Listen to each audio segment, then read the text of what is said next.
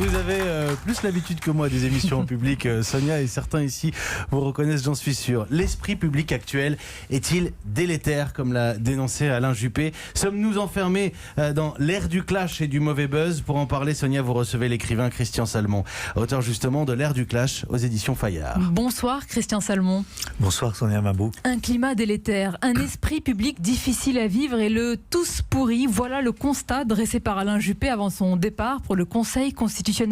Est-ce que vous êtes d'accord sur ce sombre diagnostic ? Tous pourris, pas tellement, parce que le problème c'est de personnaliser ou de moraliser ce qui est en train de se passer. Ce qui est en train de se passer, c'est ce que j'appelle une crise du discrédit. Discrédit de la parole publique, qu'elle vienne des politiques, qu'elle vienne des journalistes, qu'elle vienne même des intellectuels. Il n'est jusqu'à son médecin qui peut se plaindre que son patient va voir sur Internet et ne fait pas confiance à son diagnostic. Crise du discrédit, d'où elle vient et pourquoi? Il y a plusieurs facteurs. Il y a d'abord la crise suite à l'attentat du 11 septembre 2001 qui a, vous vous en souvenez, soulevé une vague de complotisme. On dit souvent, ce sont les questions restées sans réponse qui produisent des récits, des histoires. Mais ça produit aussi du complotisme. Et c'est ce qui s'est passé avec tous ces mouvements sur Internet qui refusent la thèse officielle de l'attentat. 2005, donc première date 2001, 2005, c'est l'apparition des réseaux sociaux. C'est-à-dire l'explosion véritablement des contenus, des énoncés, parfois sous forme d'histoire, parfois sous forme de guerre de récits, de conflits de récits, conflits d'interprétation. Mais en gros, le storytelling dont j'avais parlé il y a 10 ans, qui descendait d'en haut des gouvernements et qui s'adressait à des masses passives. On explique en quelques mots, Christian Salmon, le storytelling, c'est vous qui avez fait rentrer ce mot dans le langage courant. C'est le fait en fait de raconter un véritable récit, des histoires avec des séquences, et le storytelling a infiltré la vie politique, alors internationale, de Barack Obama, française, Nicolas Sarkozy, et justement avec votre livre aujourd'hui, l'ère du clash, c'est la fin de ce storytelling. Vous dites en fait qu'il n'y a plus de séquences comme un feuilleton, que c'est plutôt le règne de l'irruption et de la rupture. Absolument, c'est-à-dire que le storytelling a creusé lui-même la fosse du discrédit, parce que le storytelling, c'est l'explosion des récits. Chacun a son histoire. Sur les réseaux sociaux, ces histoires se répandent. Et vous savez, des auteurs de marketing aux États-Unis disent aujourd'hui il faut que nous abandonnions la philosophie du storytelling, parce qu'il y a trop d'histoires qui se répandent sur Internet et qui concurrencent les histoires de votre marque. Donc comment attire-t-on l'attention sur les réseaux sociaux? Eh bien, par la transgression. C'est ça qui a changé par rapport au storytelling. Le raccourcissement des formats. Sur Twitter, vous avez que 140 signes. Et puis, on a vu apparaître ça avec Donald Trump et sa campagne, qui est l'anti-Obama, en quelque sorte. Obama avait construit un grand récit pour l'Amérique. Trump n'a construit aucun récit. Mais par contre, il a utilisé Twitter et puis les leçons qu'il avait prises de la télé-réalité, puisque c'est aussi un producteur de télé-réalité, pour choquer l'opinion, créer tous les jours des ruptures. Ça lui a réussi, il faut le reconnaître. Comment ? Ça lui a plutôt réussi. Absolument, ouais, ça lui a tout à fait réussi, parce qu'il a compris l'air du temps. Il a senti l'air du temps. Mais voilà. Justement, sur les réseaux sociaux, il a peut-être aussi compris que chacun est son propre narrateur. Je crois que c'est un spécialiste de ce sujet, Evgeny Morozov, qui disait « Les réseaux sociaux, c'est une nouvelle version de la vérité. Chacun a sa vérité. Chacun raconte son histoire. » Absolument, il dit les réseaux sociaux ont produit une nouvelle théorie de la vérité. Ce qui est vrai aujourd'hui, c'est ce qui attire le plus de perdus.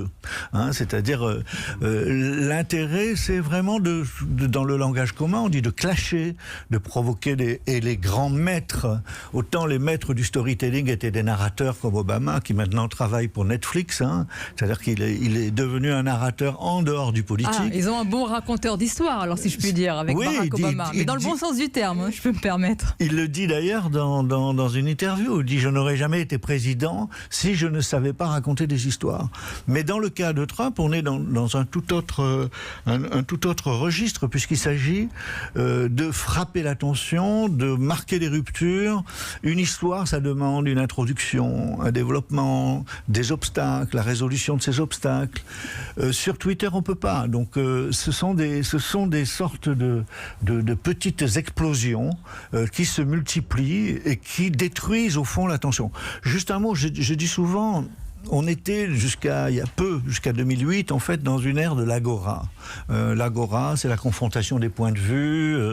Cette agora sur les réseaux sociaux est devenue un ogre qui dévore les attentions, qui dévore la continuité, qui dévore les histoires. Mais Christian Salmon, qui nous dévore tous. Et donc la question, c'est comment résister dans cette ère du clash, qui est aussi l'ère de la circulation du mensonge et des fausses informations. Comment, dans une situation de défiance généralisée, on lutte contre cette ère du clash? Est-ce qu'on peut encore le faire? Ou est-ce qu'on est déjà dépassé? Est-ce que ma question est dépassée? On peut toujours essayer. On peut toujours essayer. Ce que je crois qu'on peut faire, en tout cas, c'est de ralentir. Ralentir les énoncés, retrouver des temporalités différentes, reprendre le temps d'écouter, d'entendre, d'écouter les interlocuteurs. Regardez le public ici. Certains ont l'air dubitatifs. Est-ce qu'on peut encore ralentir dans l'ère des chaînes d'information continue, des réseaux sociaux, de cette irruption, comme vous dites, permanente? Écoutez, vous me demandez qu'est-ce qu'on peut faire. Moi, je réponds au niveau individuel, c'est ce que j'essaie de faire. Maintenant, je suis d'accord avec vous, c'est très difficile et que je pense qu'après le storytelling, on a eu l'ère du clash, on est maintenant dans l'ère du crash. C'est-à-dire, le crash, c'est le moment où, comme un crash boursier, c'est-à-dire que les valeurs qui avaient une certaine crédibilité, les énoncés dans lesquels on pouvait croire, aujourd'hui sont tous frappés de soupçons. C'est-à-dire que vous ne pouvez pas écrire un article aujourd'hui sur Internet ou communiquer par un tweet sans avoir des dizaines de démentis ou de contradictions, et pas souvent des contradictions informées, des contradictions qui là on n'est pas en train de parler de l'esprit critique, au contraire qui est positif, on est en train de parler d'une véritable industrie qui veut désinformer, et c'est ça la véritable question, c'est peut-être là d'ailleurs le risque et le danger le plus important, Christian Salmon, c'est que cette ère du clash que vous décrivez et que vous dénoncez est en train d'enterrer le monde des idées, notamment en politique. Ceux qui ont des idées sont jugés aujourd'hui comme étant ringards et dépassés. Absolument, c'est-à-dire que la carrière politique a longtemps été un art de la rhétorique, de l'argumentation. Voilà pourquoi certains partent en ce moment, notamment en France peut-être. Ça rejoint la boucle de la première question. Absolument. Et aujourd'hui, on a des hommes politiques qui mettent en scène ou qui attirent l'attention par des déclarations provocatrices. J'ai entendu avant l'émission entendre parler de guerre civile. On est là dans une provocation perpétuelle qui va vers l'abîme de la dévoration des attentions. Parlons-en, le mouvement des Gilets jaunes et certains représentants, il n'y a pas de leader, je dis représentants, est-ce que justement ils se complaisent un petit peu dans cette ère du clash? Il faut distinguer parce que je pense que le mouvement des Gilets jaunes est d'une telle diversité et personne ne sait exactement. C'est un signe pur qui circule comme ça, comme le gilet jaune fluorescent.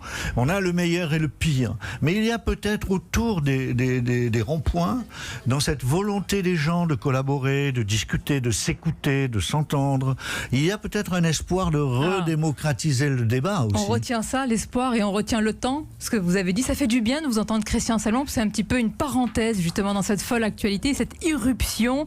Cessons l'ère du clash, ou en tous les cas essayons de ralentir cette ère du clash. Merci d'avoir été notre invité. Merci Christian Salmon. Merci à vous. Merci à vous.